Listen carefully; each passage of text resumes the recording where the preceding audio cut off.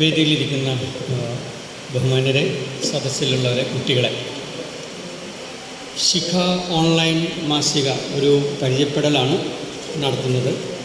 ഞങ്ങളുടെ മാസിക ഉടനെ ഇറങ്ങും. ഓൺലൈൻ മാധ്യമങ്ങളുടെ പ്രളയ കാലമാണ് ഇക്കാലം.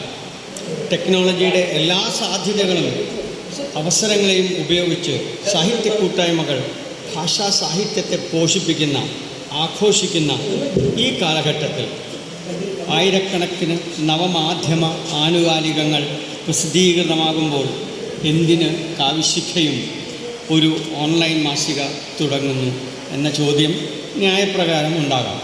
സംശയം ന്യായം തന്നെ. സാഹിത്യവും സാഹിത്യകാരും സാമൂഹ്യ പുരോഗതി ലക്ഷ്യം വെച്ചാണ് സാഹിത്യരചന നടത്തേണ്ടത് എന്ന് വിശ്വസിക്കുന്ന ഒരു കൂട്ടായ്മയാണ് കാവ്യശിഖ. പുരോഗമന ജനാധിപത്യത്തിലും മതേതരത്വത്തിലും മാനവികതയിലും വിശ്വസിക്കുന്ന കേരളത്തിലെ എണ്ണം പറഞ്ഞ എഴുത്തുകാരുടെയും കലാസാംസ്കാരിക പ്രവർത്തകരുടെയും ഈ കൂട്ടായ്മയാണ് കാവ്യശിഖ എന്നിരിക്കെ നവമാധ്യമത്തിൻ്റെ അവസരോചിതമായ വെല്ലുവിളികളെ നേരിട്ട് പുതിയൊരു ഘട്ടത്തിലേക്ക് കടക്കേണ്ടത് കാലം പകർന്നു തന്ന ദൗത്യമെന്ന് കാവ്യശിഖ കരുതുന്നു. അതിന് പ്രധാന കാരണം നവമാധ്യമങ്ങളിലൂടെ കടന്നു കയറുന്ന ഫാസിസ പ്രവണതകൾക്ക് ഒരു മറുപടിയാകണം ഈ സംരംഭം എന്നതുകൊണ്ടാണ് കൂടിയാണ്. സാഹിത്യ പുരോഗമന ചരിത്രത്തിൻ്റെ കാലികമായ മാറ്റങ്ങളെ ശക്തിയാക്കിയും സാഹിത്യത്തിനു വേണ്ടി നിലകൊള്ളുന്നതിൻ്റെ ഭാഗമായും കോവിഡ് കാലത്തെ അതിജീവിക്കുവാൻ തുടങ്ങിയ ഈ സംരംഭം കാവ്യശിഖ എന്ന വാട്സപ്പ് കൂട്ടായ്മ. ഈ വിധത്തിൽ കാവ്യശിഖ നവയവനത്തിൻ്റെ പടിവാതുക്കലാണ്. ഇന്നും അതിൻ്റെ ഭാഗമായാണ് ശിഖ ഓൺലൈൻ മാസിക തുടങ്ങാമെന്ന സ്വപ്നം ഞങ്ങൾ കണ്ടത്. ഉത്തരാധുനിക സാമൂഹിക, സാമ്പത്തിക, രാഷ്ട്രീയ പരിസരത്ത് നിന്നുകൊണ്ട് തന്നെയാണ് ഈ സംരംഭവും ഞങ്ങൾ തുടങ്ങുന്നത്. ഈ ശാഖയുടെ നെടുന്തൂണായി ശ്രീ രാവുണ്ണി മുന്നിലുണ്ട്. കാവ്യശിഖ ഇന്നും കേരളത്തിനകത്തും പുറത്തും പടർന്നു പന്തലിക്കുമ്പോൾ കവിതയുടെയും ഭാഷയുടെയും വികാസ ചരിത്രം ശിഖയിൽ ഊന്നിക്കൊണ്ടെന്ന് ഉറപ്പിച്ചു പറയാൻ സാധിക്കും. അതിൻ്റെ പുതിയ കണ്ണിയാണ് കാവ്യശിഖ ഓൺലൈൻ ത്രൈമാസികയും. ഈ മാസികയുടെ ചിട്ടവട്ടങ്ങളിലൂടെ സഞ്ചരിക്കുന്നതോടൊപ്പം ഈ സംരംഭത്തിൽ എടുത്തു പറയേണ്ട പംക്തികളിൽ പാർശ്വവൽകൃതരായ കവികളുടെ ശബ്ദങ്ങൾ രേഖപ്പെടുത്തുവാനും യുവകവികളുടെ സൃഷ്ടികളെ വായനക്കാർക്ക് പരിചയപ്പെടുത്തുവാനും വിവർത്തനങ്ങളിലൂടെ പാശ്ചാത്യ പൗരസ്ത്യ കൃതികളെ ഭാഷയിലേക്ക് എത്തിക്കുവാനുമുള്ള ശ്രമങ്ങളും ഉണ്ട്.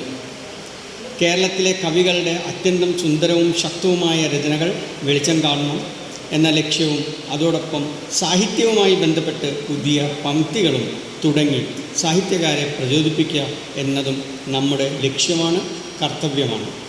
കാലികമായ സാഹിത്യ രചനാ ശൈലികളിലൂടെ യുവകവികളെ പരിചയപ്പെടുത്തുക എന്ന ലക്ഷ്യത്തോടൊപ്പം ഭാഷയുടെയും സാഹിത്യത്തിൻ്റെയും മാതൃകകളെ പാഠമാക്കി പുതിയ മാർഗങ്ങളെ സൃഷ്ടിക്കുവാനുള്ള അവസരം ഒരുക്കുക, അതിന് അവർക്ക് ശക്തിയേകുക എന്നതും ശിഖയുടെ ലക്ഷ്യമാണ്. കവിതയെന്നാൽ കഥയെന്നും നിർവചിക്കുന്ന ഉത്തരാധുനിക സാഹിത്യലോകത്ത് മലയാള ഭാഷയെ സ്നേഹിക്കുന്നവർക്കായി, സഹൃദയർക്കായി ശിഖ ഓൺലൈനിലൂടെ ഞങ്ങൾ കടന്നു വരുമ്പോൾ സാഹിത്യത്തിനും ഭാഷയ്ക്കും പുതിയൊരുണർവ് ഉണ്ടാകും എന്ന കാര്യത്തിൽ ഞങ്ങൾക്ക് സംശയമില്ല. തുടക്കം ലളിതമാകാം, പക്ഷേ മുന്നോട്ടുള്ള ആക്കം ശക്തമാകും. മനുഷ്യപക്ഷമെന്നാൽ ഇടതുപക്ഷമെന്ന ബോധത്തോടെ സകലരെയും ചേർത്ത് വയ്ക്കുന്ന ഒരു സാഹിത്യ പ്രവർത്തനമാണ് കാഴ്ചവെക്കുക എന്ന ഉറപ്പും ഞങ്ങൾ തരുന്നു. കാവ്യശിഖ കൂട്ടായ്മയിലെ അംഗങ്ങളിലൂടെ ഈ സംരംഭം ലോക മലയാളികളിലേക്ക് നല്ല രീതിയിൽ എത്തുകയും ഈ ഓൺലൈൻ മാസിക വായിക്കപ്പെടുകയും ചെയ്യും എന്ന ഉത്തമ ബോധ്യത്തോടെ ഞങ്ങൾ അവതരിപ്പിക്കുന്നു ശിഖ ഓൺലൈൻ ത്രൈമാസിക. എല്ലാവർക്കും നന്ദി.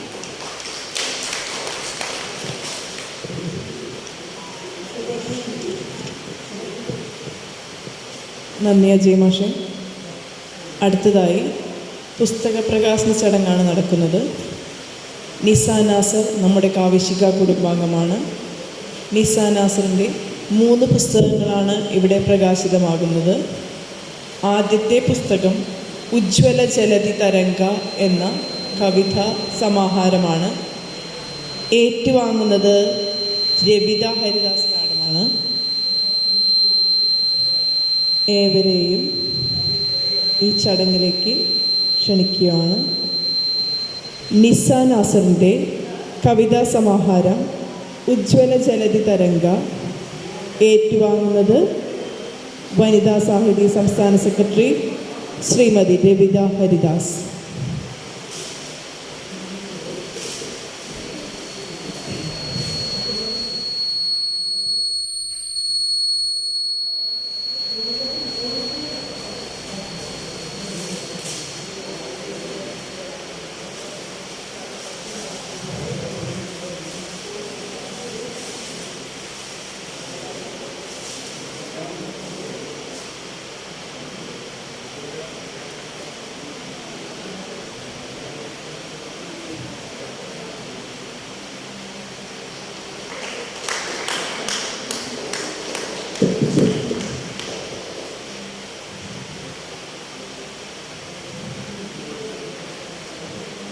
നന്ദി രവിത ടീച്ചർ. അടുത്ത പുസ്തകം അക്ഷരമാലയുടെ ആനന്ദ നടനം ഏറ്റുവാങ്ങുന്നത് കാവിശിക കുടുംബാംഗം കാവ്യ സംഗീതികയുടെ നായിക അപർണ അനീഷ്.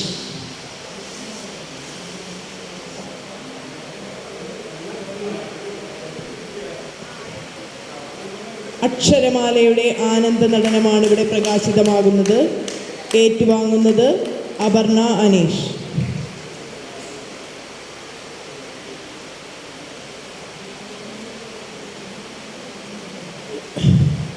നന്ദി അപർണ. അടുത്തതായി പ്രണയപരിണയം ഏറ്റുവാങ്ങുന്നത് കാവിശിക ഒഫീഷ്യൽ എഡിറ്റർ അനീഷ് കച്ചേരി. പുസ്തകം പ്രണയപരിണയം ഏറ്റുവാങ്ങുന്നത് അനീഷ് കച്ചേരി.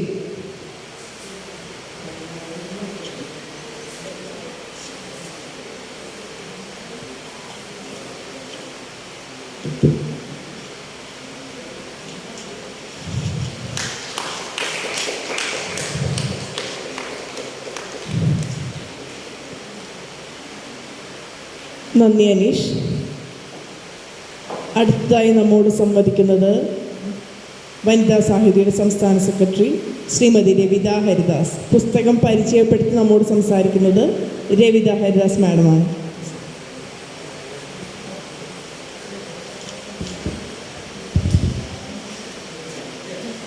കതിർ ക്യാമ്പിൽ പങ്കെടുക്കാൻ എത്തിച്ചേർന്നിരിക്കുന്ന എല്ലാവർക്കും നമസ്കാരം.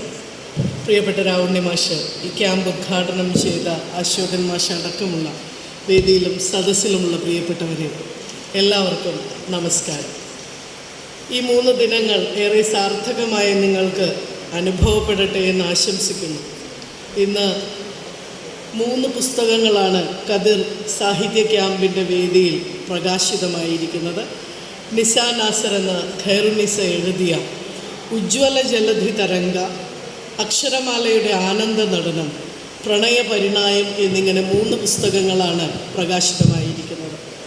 ഉജ്ജ്വല ജലധി തരംഗയും അക്ഷരമാലയുടെ ആനന്ദ നടനവും പ്രണയപരിണയവും 3 തരത്തിൽ എഴുതപ്പെട്ട പുസ്തകങ്ങളാണ്. സുനിൽ പി മതിലകം പ്രസാധകനായ പ്രിൻ്റ് ഹൗസ് പബ്ലിക്കേഷൻസാണ് ഈ പുസ്തകം പ്രസാധനം നിർവഹിച്ചിരിക്കുന്നത്. ഈ 3 പുസ്തകങ്ങളെയും പരിചയപ്പെടുത്തുക എന്ന വലിയ ദൗത്യമാണ് എനിക്കുള്ളത്. ഹിന്ദി സാഹിത്യത്തിലെ ഭക്തകവി കബീർദാസിനെ കുറിച്ച് പറയുമ്പോൾ ഗാഗർ മേം സാഗർ ഭർന എന്ന് പറയും. ഒരു മൊന്തയ്ക്കുള്ളിലേക്ക് കടലിനെ ആവാഹിക്കുക. അത്തരത്തിൽ 2 വരികളിൽ കവിതകളിലൂടെ ആശയങ്ങൾ വളരെ വ്യക്തമായി മനുഷ്യ മനസ്സുകളിലേക്ക് എത്തിക്കുന്ന പ്രശസ്ത കവിയാണ് അദ്ദേഹം. ഈ 3 പുസ്തകങ്ങളെ ചുരുങ്ങിയ സമയം കൊണ്ട് പരിചയപ്പെടുത്തുക എന്നത് കടലിനെ കൈക്കുമ്പിളിൽ എടുക്കുന്നത് പോലെയാണ് എന്ന് എനിക്കറിയാമെങ്കിലും ഏറെ സന്തോഷത്തോടെ തന്നെയാണ് ഈ പുസ്തക പരിചയത്തിലേക്ക് ഞാൻ കടക്കുന്നത്. ഉജ്ജ്വല ജലധി തരംഗ എന്ന പുസ്തകത്തിന് 160 രൂപയാണ് വിലയിട്ടിരിക്കുന്നത്. അക്ഷരമാലയുടെ ആനന്ദ നടനം എന്ന പുസ്തകത്തിൽ അക്ഷരമാലയിലെ മുഴുവൻ അക്ഷരങ്ങളെയും എടുത്തുകൊണ്ട് കൃത്യമായി തന്നെ കവിത എഴുതിപ്പോകുന്ന ഒരു വളരെ മനോഹരമായ ഒരു ശൈലി നമുക്ക് കാണാനാകുന്നുണ്ട്. പ്രണയപരിണായം എന്ന പുസ്തകത്തിൽ 40 പ്രണയ കവിതകളാണ് ഉൾപ്പെടുത്തിയിട്ടുള്ളത്. ഇത്തരത്തിൽ നിസ്സ നാസർ എന്ന കവയത്രി നമുക്ക് മുമ്പിൽ എത്തുമ്പോൾ ഈ 3 പുസ്തകങ്ങൾക്കും വളരെ മനോഹരമായ 3 അവതാരികകൾ നമുക്ക് കാണാനാകും. ഒന്ന്, വളരെ ശക്തമായ ഭാഷയിൽ എഴുതിയിരിക്കുന്നത് നമ്മുടെ പ്രിയപ്പെട്ട രാവുണ്ണി മാഷ് തന്നെയാണ്. മറ്റൊന്ന് പ്രിയപ്പെട്ട സുമേഷ് കൃഷ്ണൻ, പ്രശസ്ത കവി സുമേഷ് കൃഷ്ണനാണ് ഒരു പുസ്തകത്തിന് അവതാരിക എഴുതിയിരിക്കുന്നത്. ഇത്തരത്തിൽ ഈ കവിതകളിലൂടെ കടന്നു പോകുമ്പോൾ നമുക്ക് മനസ്സിലാകുന്നത്, 3ാമത് പുസ്തകത്തിന് കുഞ്ഞു അബ്ദുള്ള എന്ന കവി കൂടിയാണ്, അദ്ദേഹമാണ് എഴുതിയിരിക്കുന്നത്. ഇത്തരത്തിൽ ഈ കവിതകളിലൂടെ കടന്നു പോകുമ്പോൾ അവതാരകരുടെ വാക്കുകൾ കടമെടുത്താൽ നമുക്ക് മനസ്സിലാകുന്നത് സ്ത്രീ മനസ്സിൻ്റെ വിഹുലതകളെയും വിഷാദത്തെയും വിരഹത്തെയും പ്രണയത്തെയും കുറിച്ച് മാത്രമല്ലാതെ സമൂഹത്തിൻ്റെ വ്യത്യസ്ത തുറകളിൽ നിലനിൽക്കുന്ന അനീതിക്കെതിരെ ശബ്ദമുയർത്തുന്ന വ്യക്തമായ ഭാഷ കയ്യിലുള്ള ഒരു എഴുത്തുകാരിയെ നമുക്ക് കാണാനാകുന്നുണ്ട്. ഇത്തരത്തിൽ കവിത സമൂഹവും വ്യക്തി മനസ്സും തമ്മിലുള്ള അന്തരവും അന്തർസംഘർഷങ്ങളും തൻ്റെ കവിതകളിലൂടെ പറഞ്ഞു വയ്ക്കാൻ കവിക്ക് സാധിക്കുന്നു എന്നത് നീരിലോടുന്ന നാരായമാണ് എനിക്കിഷ്ടമെന്ന് കവി പറയുന്നുണ്ട് തൻ്റെ ആമുഖ വാക്കുകളിൽ. ഇത്തരത്തിൽ കവിത കടന്നു പോകുമ്പോൾ നമുക്ക് നിരവധിയായ പുതിയ വാക്കുകളെ, അക്ഷരമാലയിലുള്ള വാക്കുകളെ തന്നെ പുതിയ വാക്കുകളെ നമുക്ക് കൃത്യമായി കവി മനസ്സിലാക്കാൻ ധാങ്കത്യം, ധാമകം, ശൗലികം തുടങ്ങി ഉദാഹരണത്തിൽ നിരവധിയായ വാക്കുകളെ കണ്ടെത്താനും അതിൻ്റെ അർത്ഥതലങ്ങളിലേക്ക് കടന്നു പോകുന്നതിനും കവിയുടെ ഭാഷ നമ്മളെ ഏറെ സഹായിക്കുമെന്ന് കൂടി പറയേണ്ടതുണ്ട്. മറ്റൊന്ന്, ഇന്നത്തെ ആന്തരിക രാഷ്ട്രീയത്തെക്കുറിച്ചും നമ്മുടെ സമൂഹത്തെക്കുറിച്ചും കൃത്യമായി പരാമർശിച്ചുകൊണ്ട് തന്നെ കവി പറയുന്നുണ്ട്, ഇതെൻ്റെ ഇന്ത്യ, അസ്തിത്വഗേഹം, ഇവിടം സഹോദരീ സഹോദരന്മാർ, ഇനിയുമില്ല നിർവചനങ്ങൾ, ഇല്ല വാഴില്ല അനീതികളും എന്ന് പറഞ്ഞുകൊണ്ട് വളരെ ഗഹനമായി തന്നെ സമൂഹത്തിൽ നിലനിൽക്കുന്ന രാഷ്ട്രീയത്തെ വ്യക്തമായി കവി പറഞ്ഞു വയ്ക്കുന്നുണ്ട്.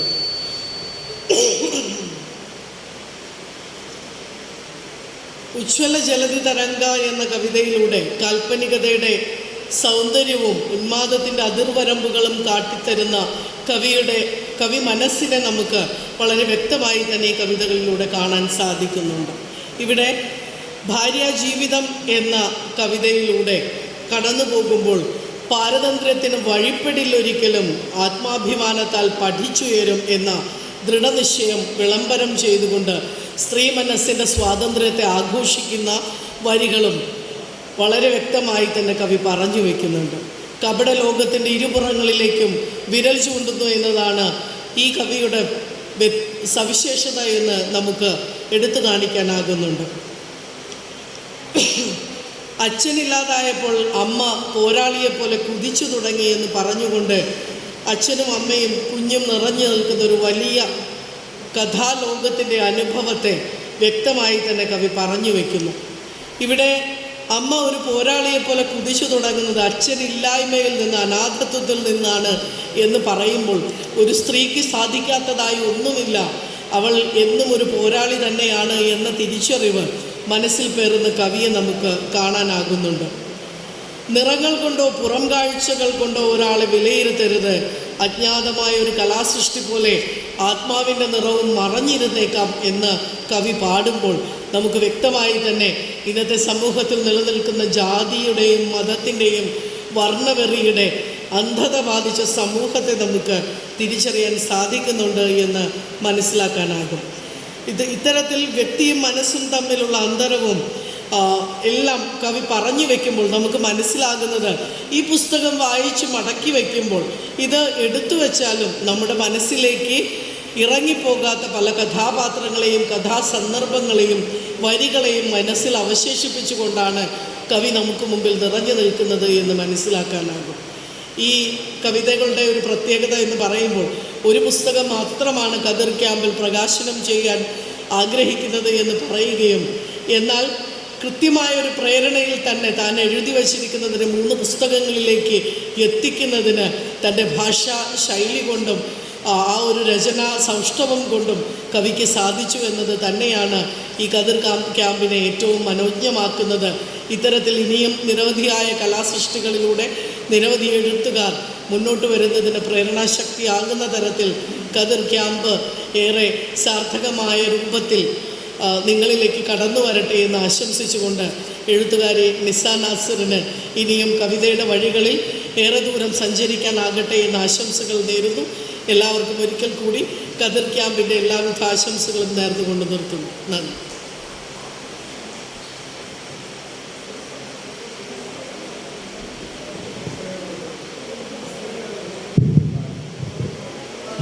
നന്ദി ടീച്ചർ. മറുമൊഴിക്കായി ശ്രീമതി നിസ നാസറിനെ സ്നേഹപൂർവ്വം ക്ഷണിക്കുന്നു.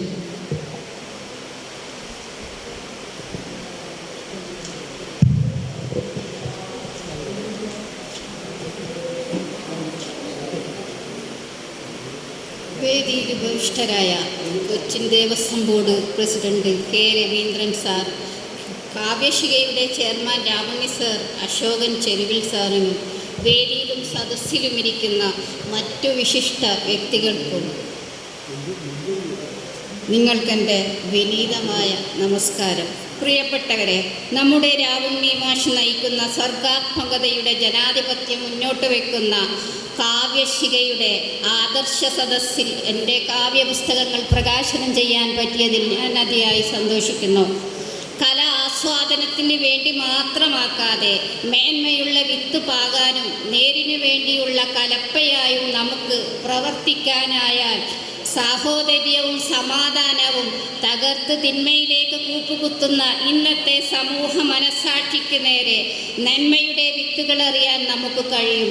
നമ്മുടെ മുൻഗാമികൾ ചെയ്തതും അത് തന്നെയല്ലേ. ഇന്ന് പലരും പറയുന്നത് കാലം കെട്ടുപോയി എന്നാണ്. പക്ഷേ കെട്ടുപോയത് നമ്മുടെ മനസ്സല്ലേ, അതായത് നാം എന്ന മനുഷ്യരുടെ മനസ്സ്.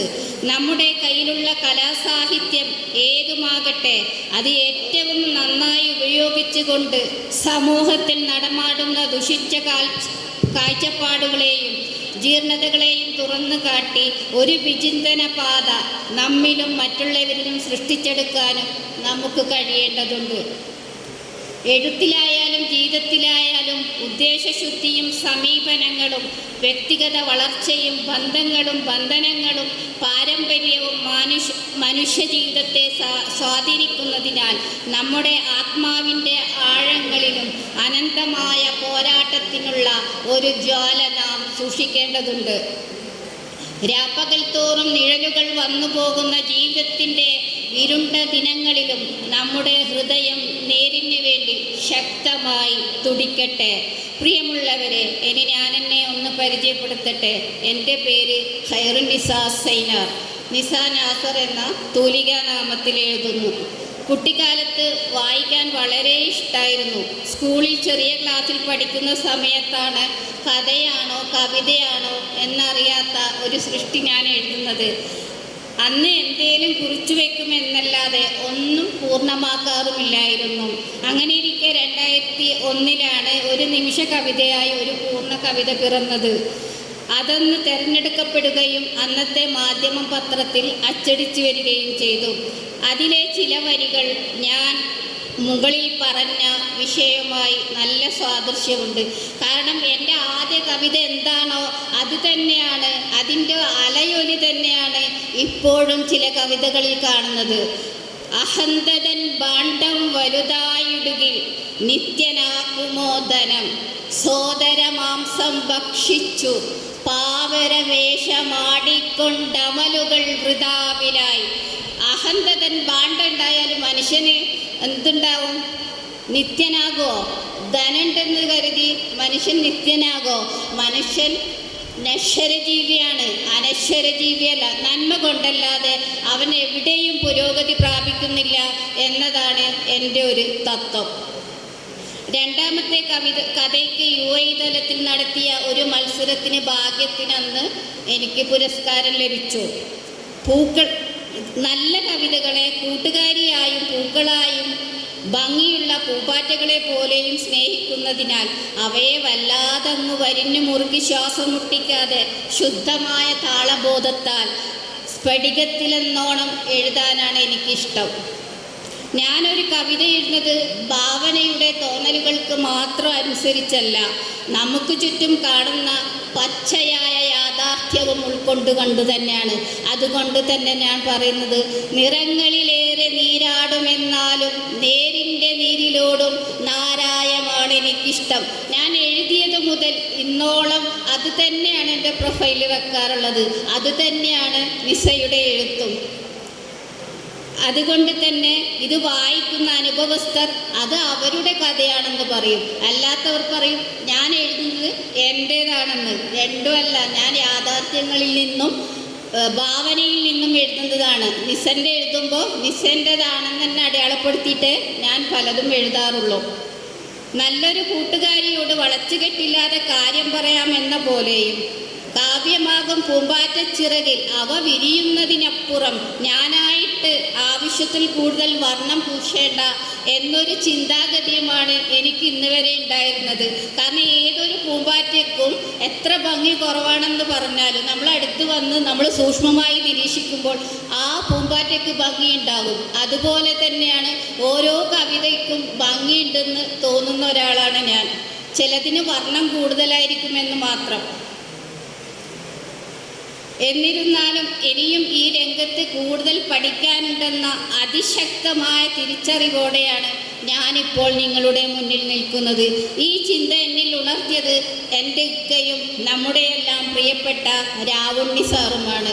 ഇവർക്ക് രണ്ടുപേർക്കും അതിനോടൊപ്പം നിങ്ങൾക്കെല്ലാവർക്കും ഒരിക്കൽ കൂടി നന്ദി പ്രകാശിച്ചുകൊണ്ട് ഞാൻ നിർത്തുന്നു. നമസ്കാരം. നന്ദി നിസ. അടുത്തതായി ഉദ്ഘാടന സമ്മേളനത്തിൻ്റെ അവസാന ഭാഗമായി നന്ദി പറയുന്നതിന് വേണ്ടി ഡോക്ടർ പി സജീവ് കുമാറിനെ സ്നേഹപൂർവ്വം ക്ഷണിക്കുന്നു.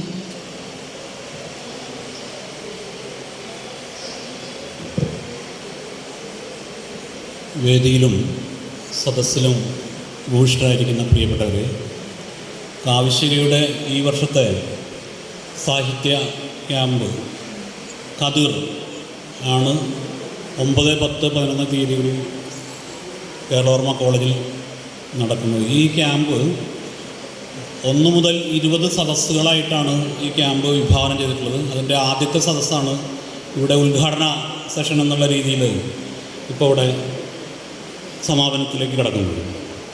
ഈ ക്യാമ്പ് നടക്കുമ്പോൾ നമ്മൾ പൊതുവേ ഒരു മനുഷ്യസഹജമായിട്ടുള്ളൊരു വിഷയമുണ്ട്. എന്തെങ്കിലും നമ്മളുടെ സമീപത്തേക്ക് വരുമ്പോഴാണ് നമ്മളതിനെ കുറിച്ച് കൂടുതൽ ബോധവാന്മാരാവുക എന്നത്.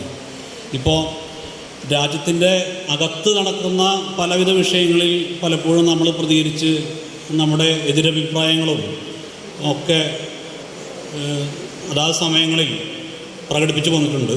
എന്നാൽ ഒരു യുദ്ധത്തിൻ്റെ സാഹചര്യം നമ്മുടെ അതിർത്തിയിൽ നിൽക്കുന്ന ഒരു സന്ദർഭത്തിലാണ് ഈ ക്യാമ്പ് നടക്കുന്നത്. ഈ ക്യാമ്പിൻ്റെ ആമുഖമായിട്ട് ഇവിടെ ഗാനാലാപനത്തിൽ അത് ഉയർത്തിയ ഇത് യുദ്ധം വേണോ സമാധാനം വേണോ, സമാധാനകാംക്ഷികളാണ് നമ്മൾ, ഈ ക്യാമ്പ് വിഭാവനം ചെയ്യുന്നവർ ആയിട്ടുള്ള നമ്മളടക്കം സമാധാനത്തിന് വേണ്ടി നിലകൊള്ളുന്നവർ എന്നുള്ള രീതിയിലാണ്. അപ്പോൾ ആ ഒരു പശ്ചാത്തലത്തിലാണ് ഈ ക്യാമ്പ് നടക്കുന്നതെന്ന് പറഞ്ഞുകൊണ്ട് ഈ ക്യാമ്പിൻ്റെ എന്നിൽ അർപ്പിതമായിട്ടുള്ള കർമ്മം, ഇതിന് നന്ദി പ്രകടിപ്പിക്കുക എന്നുള്ളതാണ്. ഈ ക്യാമ്പിന് അധ്യക്ഷത വഹിച്ചത് പുരോഗമന പ്രസ്ഥാനത്തിൻ്റെ മുൻനിരയിൽ നിന്നുകൊണ്ട് സമാധാനത്തിന് വേണ്ടി പൊരുതുന്ന ഒരു പ്രസ്ഥാനത്തിൻ്റെ ഭാഗമായും നിലവിൽ കൊച്ചിൻ ദേവസ്വം ബോർഡിൻ്റെ പ്രസിഡൻ്റായും പ്രവർത്തിച്ച് വരുന്ന ശ്രീമാൻ കെ രവീന്ദ്രൻ അവർകളായിരുന്നു. അദ്ദേഹം ആണ് ഈ യോഗത്തിന് അധ്യക്ഷത വഹിച്ചത്. അദ്ദേഹത്തിന് എല്ലാവിധ നന്ദിയും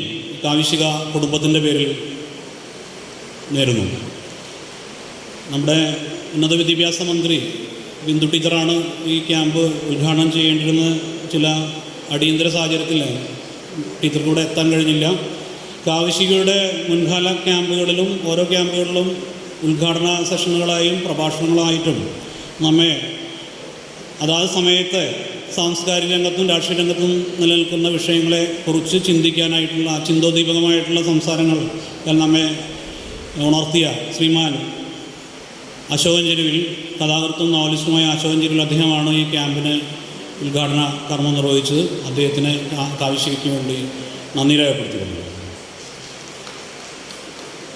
ഇന്നിപ്പോൾ ഈ ക്യാമ്പിൻ്റെ ഉദ്ഘാടന സെഷനിൽ നടന്നിട്ടുള്ള വലിയ കുറേ കാര്യങ്ങൾ നടന്നു. അതായത് ക്യാമ്പിൻ്റെ ഉദ്ഘാടനം നടന്നു, ഇതുമായി ബന്ധപ്പെട്ട് ആദരവ് നടന്നു, ശിഖയുടെ ഓൺലൈൻ പ്രകാശനം നടന്നു, നാലുകെട്ടും നിളയും എന്ന് പറയുന്ന ചിത്രപ്രദർശനത്തിൻ്റെ ഉദ്ഘാടനം നടന്നു, 3 പുസ്തക പ്രകാശനങ്ങൾ നടന്നു.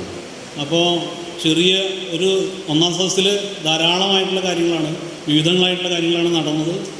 ഇതിൽ കാവശ്യകയുടെ പ്രവർത്തനങ്ങളിൽ എന്നും മുൻപന്തിയിൽ നിൽക്കുന്ന, അതിൻ്റെ നേരത്തെ ഇവിടെ സൂചിപ്പിച്ച പോലെ ഡോക്യുമെൻറ്റേഷൻ കാര്യങ്ങളിലൊക്കെ സൂചിപ്പിച്ച ശ്രീമാൻ ചാക്കോടി അന്തിക്കാടും ഈ ഓൺലൈൻ പ്രസിദ്ധീകരണത്തിന് സാങ്കേതിക സഹായങ്ങളും ഒക്കെ ആയിട്ട് മുന്നിൽ നിൽക്കുന്ന നീതു, അതുപോലെ തന്നെ ഈ ഫോട്ടോ പ്രദർശനത്തിന് ഇവിടെ അരങ്ങൊരുക്കാൻ വേണ്ടി നമുക്ക് ഇത്തരമൊരു ഫോട്ടോ പ്രദർശനത്തിന് സഹായം നൽകിയ അതിൻ്റെ ഈ ഫോട്ടോഗ്രാഫിയുടെ കർത്താവ് ശ്രീ മനോജ് ഡി വൈക്കം, അദ്ദേഹത്തിനൊക്കെ ആദരവ് നൽകി.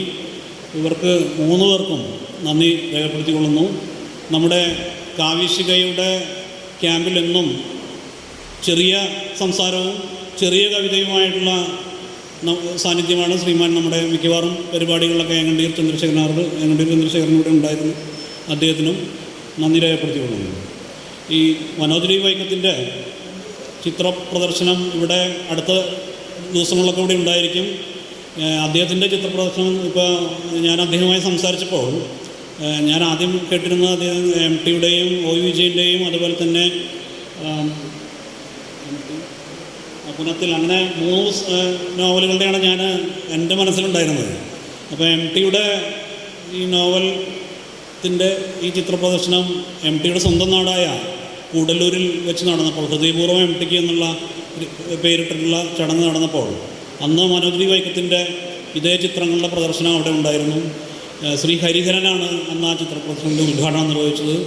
അതുപോലെ തന്നെ അന്ന് ധാരാളം പേര് അതിൽ പങ്കെടുക്കേണ്ടായി. അപ്പോൾ കൂടല്ലൂരിൽ MTയുടെ സ്വന്തം നാട്ടിൽ വെച്ച് അത് നടക്കുമ്പോൾ നമ്മുടെ നാലുകെട്ട് വായിച്ച മിക്കവാറും ആൾക്കാർക്ക് അതിലെ അപ്പുണ്ണി കടന്നുപോയ അല്ലെങ്കിൽ ആ ഗ്രാമത്തിൻ്റെ ഓരോ കാര്യങ്ങളും ഈ ചിത്രപ്രദർശനത്തിലൂടെ നമ്മൾ കടന്നു പോകുമ്പോൾ അതിൽ ചിത്രമായും അതിൻ്റെ കൂടെയുള്ള എഴുത്തുമായിട്ട് നമ്മുടെ മനസ്സിലൂടെ ആ നോവൽ തന്നെ സഞ്ചരിക്കുമെന്നുള്ളതിൽ തർക്കമില്ല. അദ്ദേഹം ഇപ്പോൾ 7ഓളം നോവലുകൾ, C രാധാകൃഷ്ണൻ സാറിൻ്റെ തീക്കടൽ കടഞ്ഞ തിരുമധുരം എന്ന നോവലടക്കം അദ്ദേഹം ഈ രൂപത്തിലേക്ക് ആക്കിയിട്ടുണ്ട്. ഇപ്പോൾ നേരത്തെ കാട്ടൂർ കടവിനെ കുറിച്ചും ഇവിടെ പരാമർശം ഉണ്ടായി. അപ്പോൾ മനോജ് ഡി വൈക്കത്തിന് ഒരു പ്രത്യേക നന്ദി കാവശ്യകയ്ക്ക് വേണ്ടിയിട്ട് ഞാൻ പ്രകടിപ്പിക്കുകയാണ്. ഇവിടെ പുസ്തക പ്രകാശനം നടക്കുകയുണ്ടായി. പുസ്തക പ്രകാശനത്തിൽ